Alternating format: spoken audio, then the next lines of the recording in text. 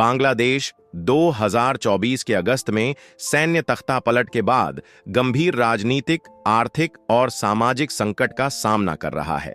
शेख हसीना के इस्तीफे और मोहम्मद यूनुस के सत्ता संभालने के बाद देश में भारत और हिंदू विरोधी नीतियां बढ़ीं, जिससे सामाजिक असुरक्षा और आर्थिक गिरावट आई।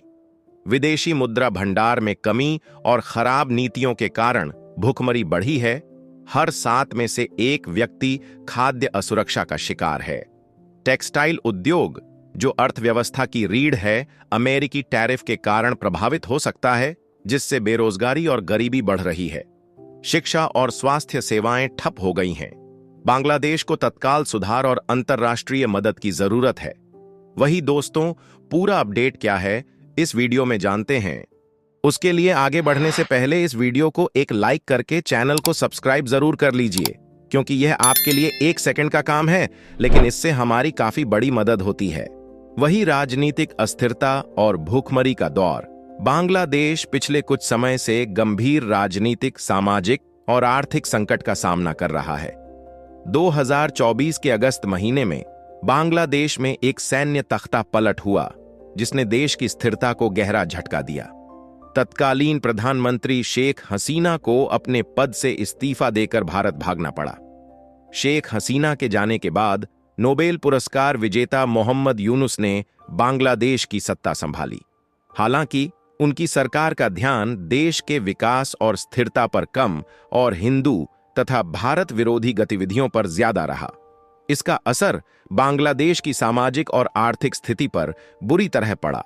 वही शेख हसीना, जो बांग्लादेश की प्रधानमंत्री थीं, ने तख्ता पलट के बाद भारत में शरण ली। उनके जाने के बाद मोहम्मद यूनुस को देश का नेतृत्व सौंपा गया। यूनुस को अंतर्राष्ट्रीय स्तर पर सम्मानित व्यक्ति माना जाता है, लेकिन उनके नेतृत्व में बांग्लादेश में कई तरह की समस्याएं पैदा हुईं और मोहम्मद यूनुस की सरकार ने भारत विरोधी नीतियां अपनाईं, जिससे दोनों देशों के बीच रिश्ते खराब हुए। उनकी सरकार ने हिंदू विरोधी गतिविधियों को बढ़ावा दिया, जिससे बांग्लादेश में अल्पसंख्यक समुदाय असुरक्षित महसूस करने लगा और तख्ता पलट के बाद बांग्लादेश में राजनीतिक अस्थिरता बढ़ गई। इसका सीधा असर देश की अर्थव्यवस्था और आम जनता के जीवन पर पड़ा और शेख हसीना की सरकार के खिलाफ शुरू हुए छात्र आंदोलनों ने आर्थिक और शैक्षिक ढांचे को कमजोर कर दिया और नई सरकार ने जनता के कल्याण के लिए कोई ठोस कदम नहीं उठाए, जिससे हालात और बिगड़ गए। वही संयुक्त राष्ट्र के खाद्य और कृषि संगठन FAO ने जनवरी 2025 में एक रिपोर्ट जारी की, जो कि आप इस वीडियो में देख सकते हैं, जिसमें बांग्लादेश में बढ़ती भुखमरी और खाद्य असुरक्षा के भयावह आंकड़े पेश किए गए। दिसंबर 2024 तक देश में गंभीर खाद्य असुरक्षा का सामना कर रहे लोगों की संख्या 2,36,00,000 तक पहुंच गई।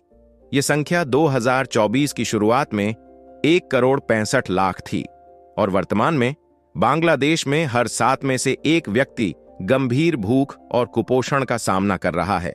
इसका मुख्य कारण यह है कि बांग्लादेश की सरकार के पास विदेशी मुद्रा भंडार कम हो गया है, जिससे खाद्य आयात कठिन हो गया है और खराब मौसम और कमजोर नीतियों के कारण देश में खाद्य उत्पादन में गिरावट आई है। बांग्लादेशी टका की कीमत गिरने से आयात महंगा हो गया है। FAO की रिपोर्ट के अनुसार बांग्लादेश को 2025 में अपनी खाद्य जरूरतों को पूरा करने के लिए 83 लाख टन खाद्य आयात की आवश्यकता होगी, लेकिन कमजोर आर्थिक स्थिति के कारण यह संभव नहीं लग रहा है। नहीं दोस्तों, आधी क्यों नहीं मिला? आपको बता दो कि बांग्लादेश की अर्थव्यवस्था का मुख्य आधार उसका टेक्सटाइल उद्योग है।